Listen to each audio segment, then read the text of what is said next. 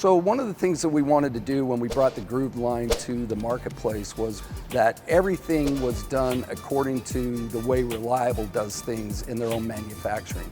So we've worked directly with our manufacturing partner to make sure that all of their processes are in place so that we can have the highest quality product coming to the market, from casting right down to the painting, to the assembly, to the packaging, and then the shipping to our warehouses.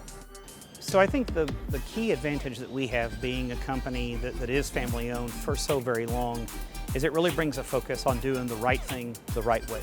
The coolest thing about what I do is really the private labeling piece. To very quickly adapt to changing market trends, help us expand the product offerings that we're bringing to our customers, and bring a wide range of improvements to the marketplace. So adding that value early on in that phase of the supply chain has an impact that spans the whole entire value chain. And to me that's exciting because it's an opportunity for us to have a tremendous amount of high value in a space that is, we don't really think much of it generally because these systems are everywhere. But this is safety critical equipment and it's important, and that means doing it right, doing it the right way, the right time, every time. That's what's important, and this is something that we have an opportunity to deliver on, and that's what's exciting to me.